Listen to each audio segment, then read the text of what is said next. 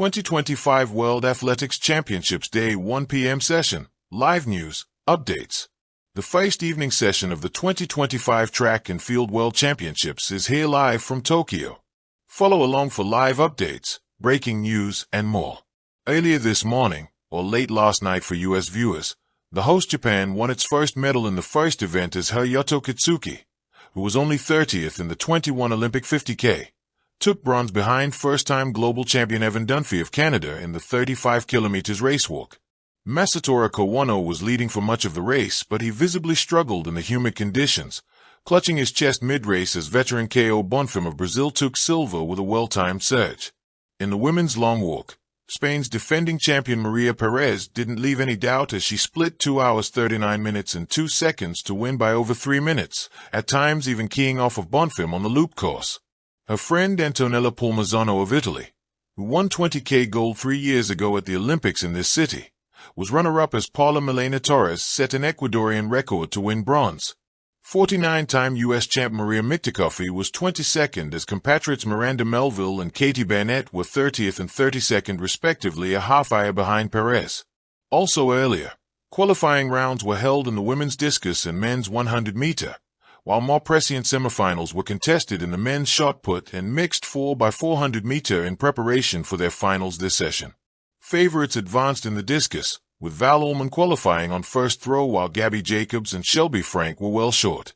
The Stars had a bye from the preliminary 100m rounds, but Haiti's Christopher Borza led qualifiers into the quarterfinals.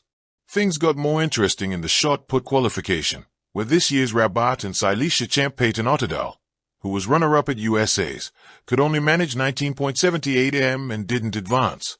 In his first official throw of 2025, Ryan Krauser qualified with ease, but was upstaged by Trip Pippery, who threw a decimeter farther with 21.47 m to lead the qualifiers. U.S. champ Josh Awatund also made it through with a 20.78 m mark. The mixed 4x400 meter rounds had athletes doing just enough, but with only one substitution allowed for the finals, we got a good look at what teams' countries are fielding. The U.S. squad of Bryce Dedmon, Lena Abbey-Jackson, Genoa McIver, and Alexis Holmes controlled their heat to win in 3 minutes and 10.1 seconds, while Belgium won Heat 2 as the formidable Dutch team advanced despite missing Femke Bol. Notably, Kenya overperformed to place runner-up behind Belgium but was later disqualified for a lane infringement, pushing host team Japan into the finals. See who qualified to advance in their respective events, and who will take home the first global outdoor track medals of the year. Follow along here for live updates, breaking news, and more. Refresh your page often, as the newest updates will be at the top. 9:20 a.m. Eastern Daylight Time, mixed 4x400 meter final. 8:30 a.m. Eastern Daylight Time, women's 10.000 m final.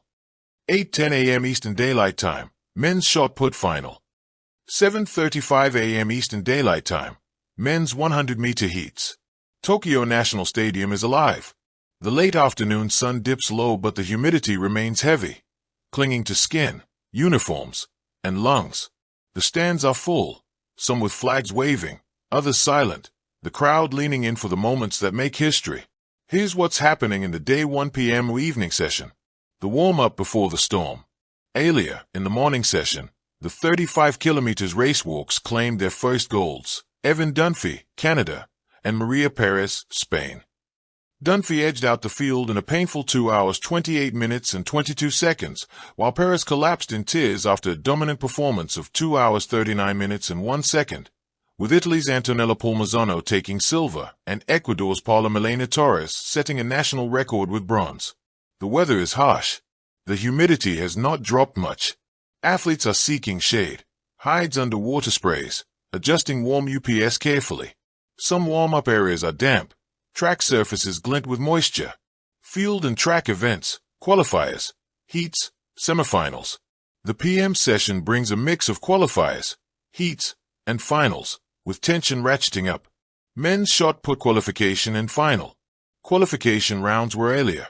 In those, favorites like Ryan Krauser advanced with relative ease.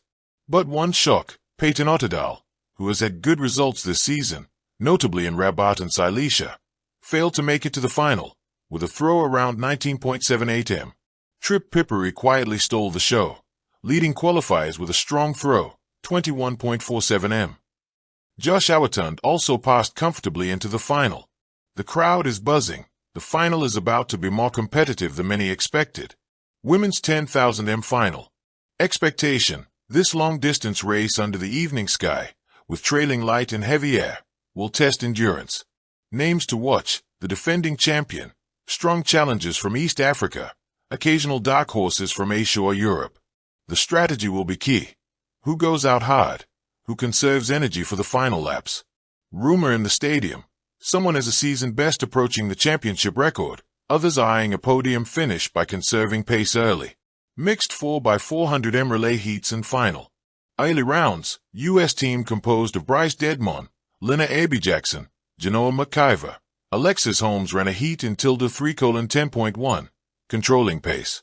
Belgium also won their heat. Netherlands progressed despite missing stars like Femke Bol. Kenya overperformed in one heat but was later disqualified for a lane violation, which allowed the hosts, Japan, to take a spot in the final. Final coming up. Whether teams preserve strength or throw in their heavy hitters will be a key strategic decision. Fatigue from previous rounds, athlete substitutions, and the climate could all shift medal prospects. Sprints and heats: women's 100 m, men's 100 m, women's 1500 m, etc.